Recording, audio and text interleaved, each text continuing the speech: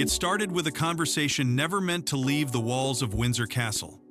A quiet meeting, a royal historian, a sealed archive file connected to Prince Philip himself. But when Princess Anne reportedly walked out of that private briefing with an expression colder than anyone had seen in years, palace insiders immediately sensed something had shifted. Because the revelations inside those documents did not just revisit old tensions, they allegedly confirmed a truth Anne had guarded for 3 decades about Prince Andrew. Before we go deeper into what this really means for the royal family, make sure to subscribe so you don't miss a single update.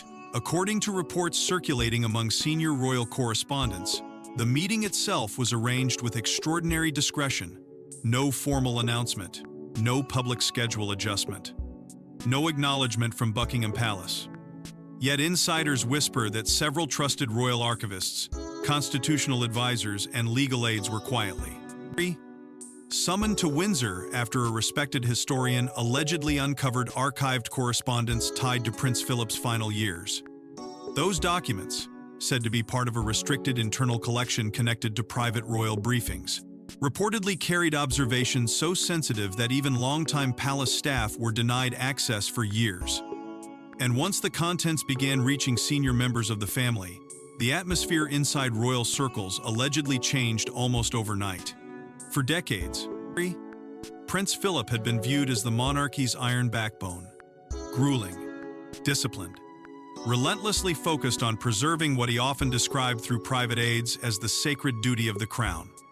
Reports suggest that in his later years, as scandals and internal fractures increasingly surrounded the House of Windsor, Philip became deeply concerned about how personal behavior could threaten institutional survival.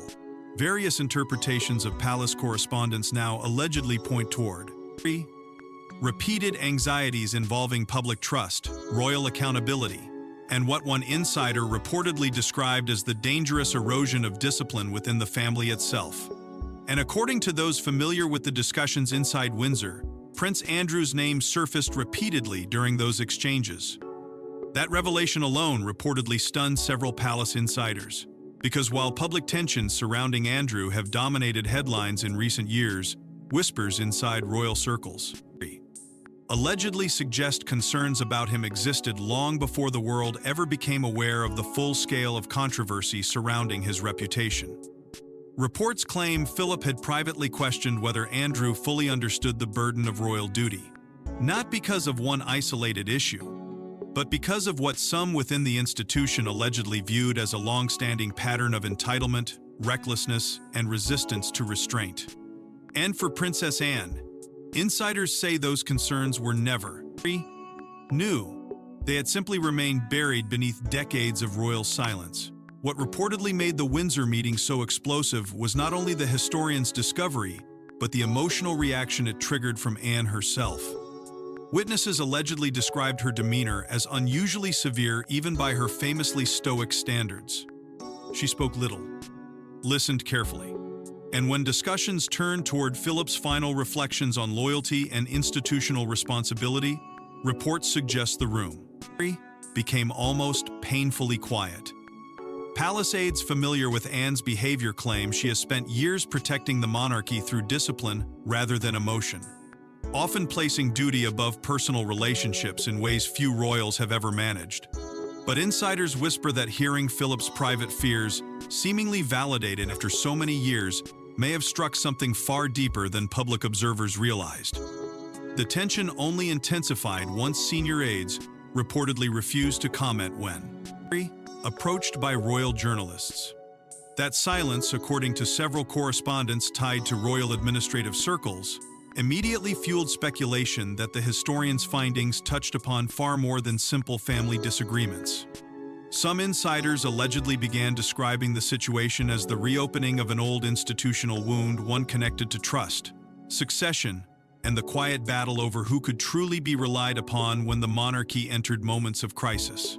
Because behind ceremonies, the polished appearances, and the carefully rehearsed unity, reports suggest fractures inside the royal family have existed for years beneath the surface. And perhaps most devastating of all, was the growing belief among palace insiders that Prince Philip's concerns may not have remained confined to private conversations alone. Various interpretations of internal royal decisions, from shifting responsibilities to increasingly visible distancing, are now being viewed through an entirely different lens. Some historians reportedly believe Philip's private anxieties may have quietly influenced how senior royals approached Andrew long before the public understood why. Others whisper that Princess Anne herself became one of the monarchy's strongest internal enforcers precisely because she understood how fragile public trust could become once discipline inside the institution began to collapse. But the real shock wasn't simply that Prince Philip had concerns, it was the growing belief that those concerns may have shaped major royal decisions for years behind closed doors. For years, Prince Andrew moved through royal life with the confidence of a man convinced the institution would always protect him. Public appearances, military honors, lavish privileges. Yet behind palace walls, reports suggest a very different story was unfolding, one rooted in Prince Philip's increasingly private frustrations and Princess Anne's growing alarm over the monarchy's future. According to various interpretations of royal archives and accounts whispered through the palace's inner circles, Prince Philip spent much of his later life deeply preoccupied with one idea above all else: discipline. Not glamour, not popularity, not headlines. Discipline. Those who worked around him allegedly understood that his loyalty was not given automatically, even to family. It had to be earned through restraint, endurance, and an unwavering commitment to duty. And as the monarchy entered an increasingly unstable modern era, one shaped by public scandals, relentless media scrutiny, and growing distrust toward institutions, reports suggest Philip became more unforgiving toward behavior he believed threatened the crown's credibility. Within that atmosphere, Prince Andrew reportedly became a growing source of concern among what insiders often described as the old guard: senior courtiers, long-serving aides, royal traditionalists who believed the survival of the monarchy depended on public respect, rather than inherited privilege alone. While Andrew continued to enjoy the confidence and status that came with being the Queen's son, whispers inside royal administrative circles allegedly painted a far more complicated reality. Reports suggest concerns surrounding his judgment, his social circles, and his increasingly extravagant lifestyle quietly intensified over the years. But because loyalty to the institution often demanded silence, many of those frustrations remained buried beneath carefully controlled appearances. Princess Anne, however, reportedly viewed the situation differently. Palace insiders claim she never believed royal status should shield anyone from accountability, not even family. And according to those familiar with internal royal dynamics, Anne's alignment with Prince Philip on matters of discipline became increasingly visible during the later stages of his life. Both were said to value hard work over image, sacrifice over entitlement, duty over comfort. In a monarchy often accused of surviving on ceremony alone, Anne allegedly saw relentless responsibility as the only thing still protecting the institution from collapse. Which is why, insiders whisper, Andrew's behavior became more than a private frustration for her. It became a threat to everything she believed the monarchy was supposed to represent. Royal commentators have long noted what appeared to be Philip's growing admiration for quieter, harder-working members of the family during his final years. Figures who carried out engagements without complaint. Royals who avoided drama and understood restraint. And although Philip rarely spoke publicly about internal tensions, reports suggest his private concerns became increasingly difficult to hide. Some historians now believe the historian's recent findings merely confirm suspicions that had existed quietly for years, that Philip feared the monarchy was entering dangerous territory if public trust continued to erode from within. What made the situation even more explosive was the growing contrast between Andrew's public confidence and the unease allegedly spreading behind palace walls. According to insiders, there were moments when senior members of the institution feared the monarchy's image of discipline and restraint was beginning to fracture under the weight of controversy. Anne reportedly recognized that danger earlier than most. Palace aides claim she worried personal scandals involving prominent royals could permanently weaken how the public viewed the crown itself. Not just temporarily damage reputations, but fundamentally alter the relationship between monarchy and nation. And now, with the historian's findings reportedly reopening buried conversations tied to Philip's final years, those old tensions have allegedly returned with new intensity. Internal debates surrounding responsibility, privilege, and entitlement are said to have resurfaced among royal insiders who once believed those divisions had been quietly settled behind closed doors. Because the deeper palace figures allegedly looked into Philip's private concerns, the more they began questioning how many royal decisions over the years were influenced by fears the public never fully saw. And according to those familiar with the palace's inner administrative circles, the tension eventually reached a breaking point during Philip's final years. The discovery itself reportedly seemed harmless at first, just another archival review, buried within Windsor's enormous historical collections. But as handwritten notes, briefing papers, and internal memoranda were examined, insiders whisper that a pattern began emerging. One that allegedly painted a devastating portrait of Philip's private fears for the institution he had spent a lifetime defending. According to sources familiar with the review process, the royal historian at the center of the controversy had initially been granted limited access to correspondence connected to late-stage constitutional planning during Prince Philip's final years. At first glance, the material reportedly appeared routine: administrative memoranda, briefing annotations, internal discussions tied to ceremonial continuity and institutional stability. The kind of historical paperwork that rarely attracts public interest. But as the historian allegedly moved deeper into the archive, something unsettling began to surface. Again and again, phrases tied to public confidence, integrity, and discipline within the family reportedly appeared throughout the documents, often in contexts that insiders claim carried an unmistakably personal undertone. And then came the repeated references that reportedly stunned even seasoned palace observers. According to whispers emerging from royal administrative circles, Prince Andrew's name allegedly surfaced within discussions connected to reputational vulnerability and royal accountability. Not dramatic accusations, not explosive declarations, but measured concerns. Carefully worded anxieties tied to how individual behavior could affect the crown's long-term credibility during an already fragile period for the monarchy. For historians familiar with royal language, that restraint may have made the material even more chilling. Because within palace culture, insiders say direct criticism is often avoided entirely, meaning concern itself carries enormous weight. Reports suggest the atmosphere surrounding the archives changed almost immediately once the implications became clear. Palace staff allegedly grew increasingly protective over access to the documents, with several aides quietly restricting circulation of sensitive material tied to Philip's later years. Some insiders claim archivists were instructed to log every request connected to the correspondence. Others whisper that legal advisors became involved after fears emerged that selective leaks or partial interpretations could trigger another wave of public controversy surrounding the royal family. And at the center of those concerns, according to multiple reports, stood Princess Anne. Anne is rumored to have taken a particularly firm position regarding how the material should be handled. Palace insiders allegedly describe her reaction as cold, disciplined, and deeply deliberate. She reportedly viewed the documents not as gossip or family drama, but as part of a much larger institutional record tied to the monarchy's survival itself, sources claim.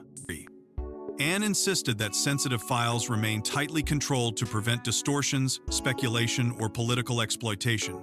Yet others familiar with palace tensions whisper that her determination may have come from somewhere even more personal.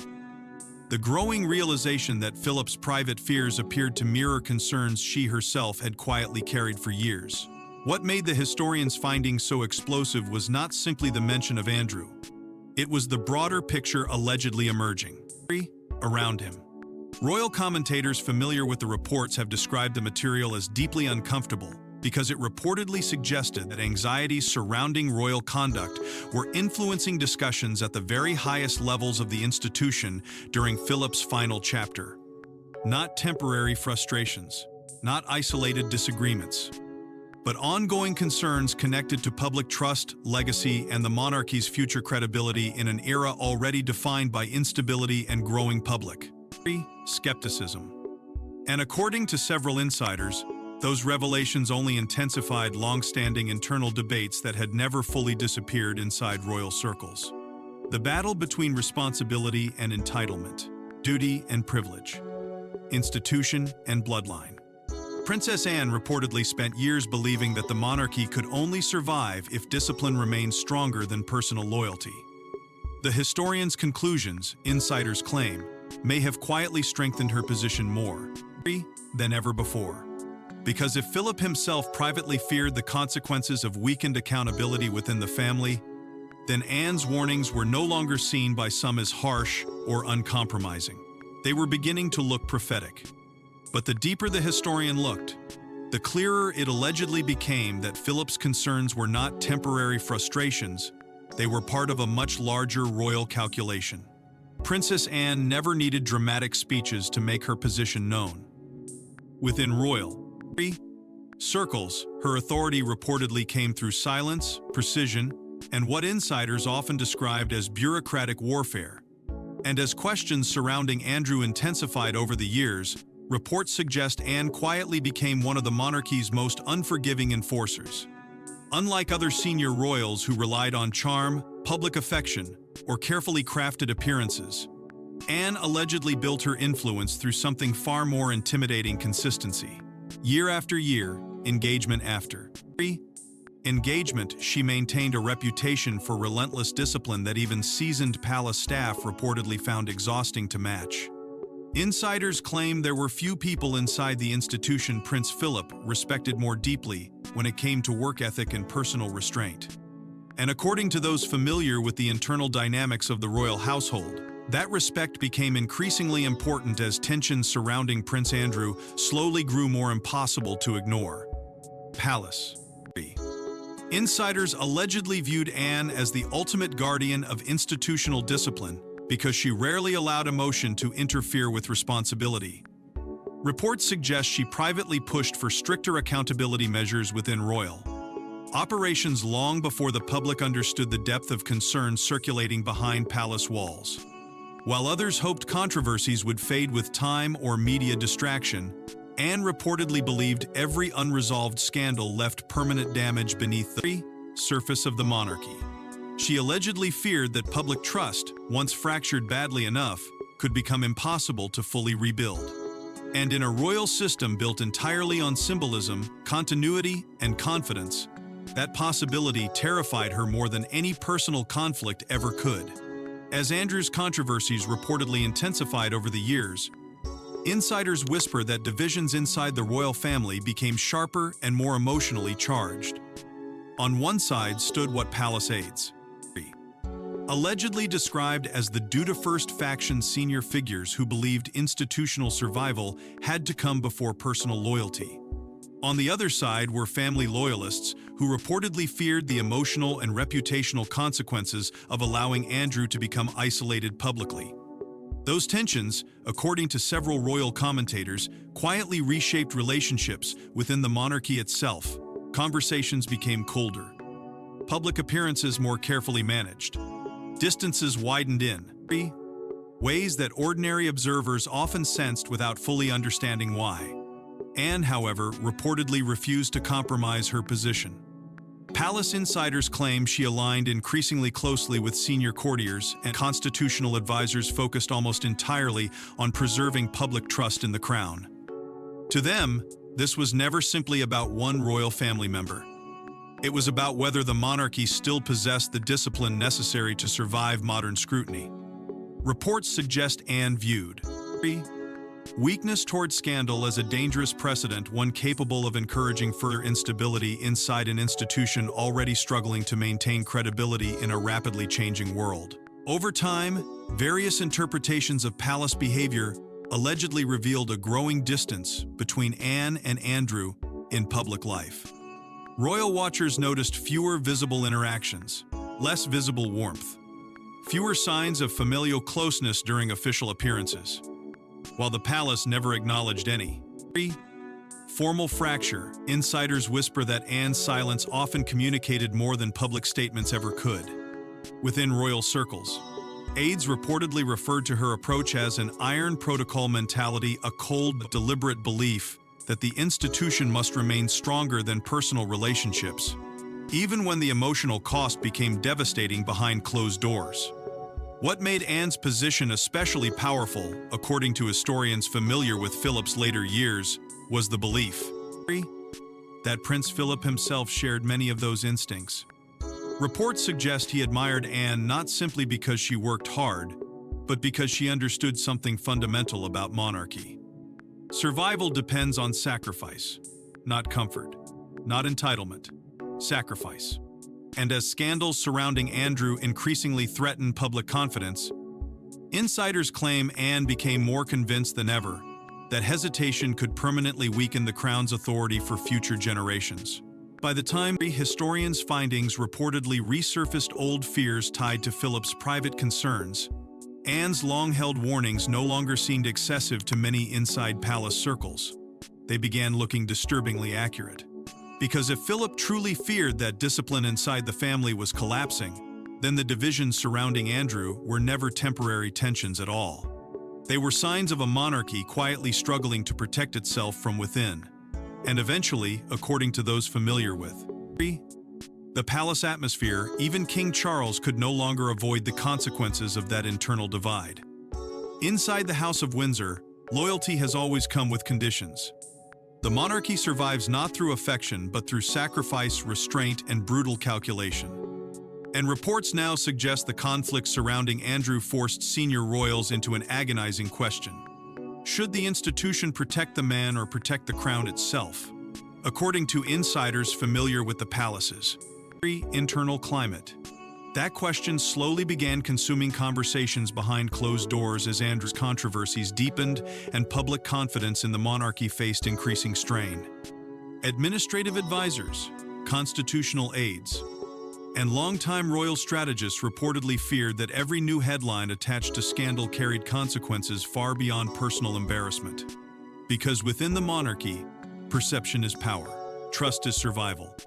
And once the public begins questioning the judgment of the institution itself, the damage can spread faster than any palace statement can contain. Reports suggest those fears intensified dramatically during the later years of Prince Philip's life.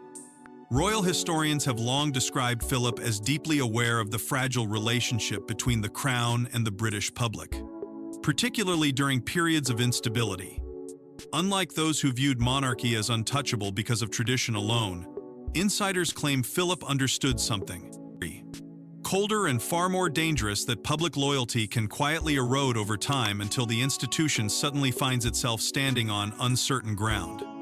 And according to whispers now resurfacing from within royal circles, he allegedly feared scandals tied to senior members of the family could accelerate that erosion in ways future generations might never fully repair. Inside palace administrative circles, reports suggest the reputational impact of Andrew's controversies became the subject of increasingly tense internal debate. Some advisors allegedly argued that protecting him publicly risked making the monarchy appear weak, defensive, and disconnected from public expectations of accountability. Others reportedly feared the emotional and constitutional consequences of allowing a senior royal to become visibly isolated within the institution. But over time, insiders claim the balance slowly shifted, not toward punishment for its own sake, but toward institutional preservation. The crown, according to several palace sources, was beginning to prioritize survival above sentiment.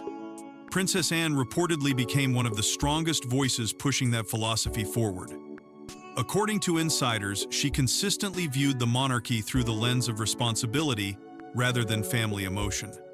While others struggled with the painful optics of distancing Andrew from official life, Anne allegedly believed the greater danger lay in hesitation itself. She reportedly feared that weakness toward scandal could permanently damage the monarchy's authority and moral credibility at a moment when public trust was already becoming dangerously fragile.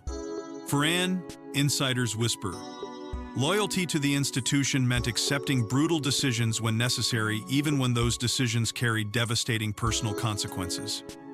As those tensions intensified, Andrew reportedly became increasingly isolated within certain royal operations. According to palace observers, key appearances, ceremonial roles and institutional responsibilities were quietly reassessed over time. Public adjustments often appeared subtle from the outside, but insiders claim they reflected much larger debates unfolding behind the scenes. Some royal aides allegedly referred to the process as a containment strategy, designed to minimize reputational fallout while avoiding open internal warfare. Yet the emotional strain of those decisions reportedly weighed heavily across the family, especially as king. Charles found himself trapped between personal loyalty and constitutional duty. Charles, according to several royal commentators, faced enormous pressure during this period. On one side stood the emotional reality of family bonds forged over decades. On the other stood the cold demands of monarchy itself, a system built on public confidence, continuity, and institutional discipline. Reports suggest Charles often struggled to balance compassion with the expectations surrounding the crown. But after Philip's passing, insiders claim the internal balance of influence shifted noticeably. Anne's position reportedly gained stronger support among senior advisors and palace officials who increasingly believed the monarchy could not survive future crises without stricter accountability and clearer institutional boundaries. And as the historian's findings allegedly revived buried fears connected to Philip's final concerns, those internal debates became harder to dismiss as temporary disagreements or emotional overreactions, because what once seemed like isolated tensions now appeared connected to a much larger struggle unfolding quietly inside the house. Of Windsor itself, the battle between preserving family unity and protecting the institution from irreversible public disillusionment. But the final turning point came when the historian's conclusions reportedly transformed private suspicions into something far more difficult to ignore. Prince Philip spent decades defending what he reportedly viewed as the sacred machinery of monarchy, an institution larger than any individual, stronger than any scandal, and merciless toward weakness.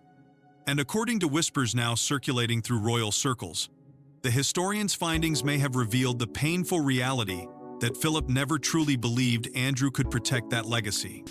By the final years of his life, reports suggest Prince Philip had become increasingly focused on one overriding concern: stability. Temporary calm, not carefully managed headlines. Real stability, the kind capable of carrying the monarchy through political unrest, generational change, and growing public distrust toward inherited power. According to those familiar with palace culture, Philip allegedly understood better than most that the survival of the crown depended not on privilege, but on public belief in the discipline of those who represented it. And as controversies surrounding Andrew intensified, insiders whisper that Philip's private anxieties grew heavier with every passing year. The historian's findings reportedly painted a picture not of sudden anger, but of gradual disappointment. Sources suggest Philip's concerns were rooted less in isolated incidents and more in what he allegedly viewed as a dangerous pattern, an inability to fully grasp the weight of institutional responsibility during moments of crisis. Various interpretations of internal correspondence reportedly revealed repeated references to restraint, accountability, and preserving public confidence at all costs. And according to insiders, those concerns increasingly shaped how Philip viewed the future of the monarchy itself. What made the revelations especially significant was the apparent trust Philip allegedly placed in Princess Anne's judgment. Palace aides familiar with internal dynamics claim Philip saw in Anne the same qualities he valued above all else: discipline, endurance, emotional restraint, and an uncompromising commitment to duty. While other members of the family attracted headlines, admiration, or controversy, Anne reportedly earned something rarer inside royal circles: confidence. The belief that she would protect the institution even when the emotional price became severe. And as fears surrounding public trust deepened, insiders claim Philip increasingly viewed Anne as one of the monarchy's most dependable guardians. Following the historian's conclusions, palace insiders suggest Anne's reputation as the monarchy's iron-willed guardian only grew stronger behind closed doors. Royal commentators reportedly described the moment as a quiet vindication for a woman who had spent years warning about the dangers of allowing personal loyalty to override institutional accountability. Anne never appeared interested in public battles or emotional declarations. Her influence allegedly came through persistence, through silence, through an unwavering belief that the crown could survive almost anything, except the loss of public respect. And according to several historians familiar with the monarchy's inner tensions, that fear haunted Philip deeply during his final chapter. Reports suggest he worried that personal controversy involving senior royals could slowly weaken national confidence in the institution itself, particularly at a time when public patience toward privilege was already becoming more fragile. For Philip, insiders claim the monarchy was never supposed to revolve around individual comfort or protection. It existed to serve something larger than family emotion, something older, colder, more enduring. Over time, Andrew's struggles allegedly became symbolic of a much deeper conflict unfolding within the modern monarchy, a battle between tradition and vulnerability, duty and entitlement, public accountability and private loyalty. Palace observers claim the institution found itself trapped between compassion for a family member and fear for its own long-term credibility. And in that battle, Anne reportedly refused to bend. Sources suggest she viewed the preservation of royal legitimacy as entirely non-negotiable, even when the consequences fractured relationships behind closed doors. Now, with the historian's findings reportedly reshaping how many insiders interpret Philip's later years, the emotional weight of those old divisions appears heavier than ever. Because the revelations allegedly did more than reopen painful memories. They transformed internal perceptions of trust itself. Who could be relied upon? Who understood sacrifice? Who truly placed the institution before themselves when the pressure became unbearable? And as the palace moves forward under a fragile new era, one uncomfortable truth reportedly continues to linger behind closed doors. In the House of Windsor, duty may forgive many things, but it never forgets. Once the revelations began circulating among senior royal aides, reports suggest the atmosphere inside palace. Operations changed almost overnight. Invitations became carefully scrutinized. Internal access reportedly tightened. And according to insiders, the monarchy quietly shifted into preservation mode, determined to protect the institution from any further reputational damage. Behind the polished public image of royal continuity, palace insiders allegedly describe a period of mounting internal caution, unlike anything seen in years. Conversations reportedly became shorter, more guarded, more strategic. Senior courtiers are said to have strengthened oversight procedures across multiple areas of royal operations, particularly those connected to scheduling, ceremonial representation, and institutional messaging. Nothing dramatic was announced publicly. No sweeping declaration was issued. But according to those familiar with the palace atmosphere, subtle changes began appearing everywhere.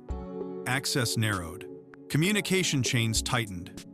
Long-standing assumptions about proximity to the center of royal life allegedly began to shift. At the center of those shifts stood the growing fear that public confidence in the monarchy had entered a dangerously fragile phase. Reports suggest the historian's findings intensified already existing anxieties among advisors who believed the institution could no longer afford ambiguity regarding accountability and discipline.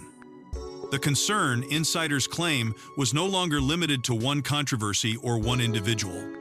It had evolved into something far larger. A question about whether the monarchy still possessed the authority and stability necessary to maintain public trust in a modern era increasingly hostile toward inherited privilege. As those fears spread internally, Andrew reportedly became increasingly disconnected from central royal operations. Palace sources whisper that the distancing was not always explicit, but it became difficult to ignore. Invitations allegedly grew more selective. Public appearances were reportedly reassessed with greater scrutiny. Institutional roles connected to visibility and representation quietly narrowed over time. According to several royal commentators, the response from senior palace figures was described as cold but calculated, reflecting an approach focused less on punishment and more on containment. The monarchy, insiders claim, had entered survival mode. Princess Anne reportedly supported those stricter institutional boundaries with little hesitation. By this stage, palace aides allegedly viewed her influence as stronger than ever, particularly among advisors who believed public credibility could only survive through visible discipline and consistency. Anne, according to insiders, remained unwavering in her belief that emotional discomfort could never outweigh institutional necessity. She reportedly saw the tightening of palace operations not as cruelty, but as protection. Protection for the crown. Protection for continuity. Protection for the fragile public trust she believed could vanish far faster than most royals were willing to admit. That position allegedly carried increasing weight as King Charles faced mounting pressure from multiple directions at once. Public scrutiny surrounding the monarchy remained intense, while internal divisions over loyalty and accountability reportedly continued simmering behind closed doors. According to palace observers, Charles often found himself trapped between personal compassion and constitutional expectation. Every decision risked alienating someone. Every appearance carried symbolic consequences. Yet insiders claim the pressure to reinforce public accountability only intensified. After the historians' findings resurfaced old concerns tied to Philip's final years. Historians familiar with the monarchy's internal culture reportedly viewed this period as a decisive turning point in Anne's rise as one of the institution's dominant stabilizing forces. Her influence, they suggest, stemmed not from popularity or charisma, from predictability. She represented structure during uncertainty, duty during emotional chaos, and as the monarchy confronted growing public skepticism, that consistency allegedly became invaluable to senior advisors desperate to avoid further reputational erosion. The deeper implication behind the palace response, however, extended far beyond immediate damage control. Sources suggest the historians' conclusions reinforced deeper fears about the future itself, about whether future generations of royals would fully understand the burden of institutional responsibility in a world increasingly unforgiving towards scandal and privilege. For many inside the palace, this was no longer simply about protecting one reign or one family member. It was about safeguarding the long-term legitimacy of monarchy itself before public faith weakened beyond repair. And while the palace outwardly projected calm, insiders whisper that the emotional cost of those internal calculations remained enormous behind closed doors. Because every tightened boundary, every strategic adjustment, every quiet act of distancing carried consequences that extended far beyond constitutional management. They cut directly into family bonds already strained by years of distrust, disappointment, and unspoken resentment. But beyond the policies, the distancing, and the quiet palace maneuvers, something far more personal remained unresolved inside the family itself.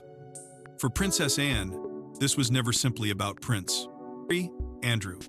According to those familiar with the monarchy's inner culture, it was about survival. About preserving a centuries-old institution standing on increasingly fragile ground. And in the end, reports suggest Anne believed the greatest act of loyalty was not protecting family members from consequences, but protecting the crown from collapse. By the time the historians' findings had fully circulated through royal circles, insiders claimed something fundamental inside the House of Windsor had changed forever. The conversations were no longer centered only on controversy, scandal, or family tension. They had evolved into something far heavier. Questions about trust, legacy, responsibility. Questions about who truly understood the burden of monarchy when the institution entered its most vulnerable moments. And according to those close to palace operations, Princess Anne emerged from that period not merely as a senior royal, but as one of the monarchy's most trusted institutions. Guardians. For years, Anne had reportedly accepted a role few others inside the family were willing to embrace. She became the figure prepared to make difficult decisions when emotion threatened to overwhelm discipline. Historians familiar with the monarchy's internal dynamics allegedly viewed Philip and Anne as deeply aligned in their understanding of royal duty. Both reportedly believed the crown could only survive through sacrifice, restraint, and relentless accountability. Not comfort. Not entitlement. and certainly not blind loyalty. That shared philosophy, insiders suggest, shaped how Anne approached every growing controversy surrounding Andrew, even when it carried enormous emotional consequences behind closed doors. As the revelations tied to Philip's private concerns became harder to dismiss, royal insiders claim many old assumptions inside the institution began quietly collapsing. Stories once interpreted as temporary family tensions were suddenly viewed through a completely different lens. Decisions that once seemed cold now appeared strategic. Distances that once looked personal allegedly revealed deeper institutional fears underneath. According to several royal commentators, the historians' findings reshaped how many inside and outside the monarchy interpreted the final years of Philip's life and Anne's increasingly firm position within the family itself. Reports also suggest public sympathy gradually shifted toward Anne's long-standing warnings regarding discipline and accountability. For years, critics had often portrayed her as rigid, emotionally distant, or excessively uncompromising. But as more whispers emerged surrounding Philip's alleged concerns about public trust and institutional credibility, insiders claim Anne's position began appearing less severe and more prophetic. She had reportedly recognized earlier than many others that the monarchy's greatest threat was never simply scandal itself. It was the perception that standards no longer applied equally within the institution. Moving forward, the palace allegedly entered a new era shaped by caution, structure, and carefully reinforced boundaries. Senior aides reportedly became far more focused on discipline, image control, and institutional consistency than ever before. Every public appearance, every ceremonial role, every internal responsibility allegedly carried new scrutiny as the monarchy attempted to steady itself during an increasingly uncertain chapter. And throughout that process, Anne's influence reportedly remained stronger than ever behind the scenes. Meanwhile, King Charles continued navigating the impossible balance between personal grief and constitutional responsibility. According to insiders, the emotional strain of managing both family fracture and institutional survival weighed heavily on him throughout this period. Yet despite moments of hesitation, palace observers suggest the direction of the monarchy had already begun changing permanently. The need to preserve public confidence increasingly outweighed the instinct to shield family members from painful consequences. As for Andrew, reports suggest his role within royal life became permanently diminished by the growing realization that the institution could no longer risk appearing vulnerable to the same controversies that had shaken public confidence for years. And while the palace rarely speaks openly about internal wounds, insiders whisper that the emotional scars left behind by these divisions may never fully disappear inside the family itself. Still, according to those closest to the monarchy's inner workings, the institution ultimately chose preservation over comfort, stability over sentiment, legacy over denial. And in doing so, the House of Windsor reportedly entered a new phase one defined not by certainty or triumph, but by caution, accountability, and an increasingly fierce determination to protect the crown from future collapse. Because inside the House of Windsor, power may change hands, scandals may erupt, and loyalties may fracture, but the institution always remembers who defended the crown when everything else began to crack. Thanks for watching. Please don't forget to like and subscribe, and we will see you in the next one.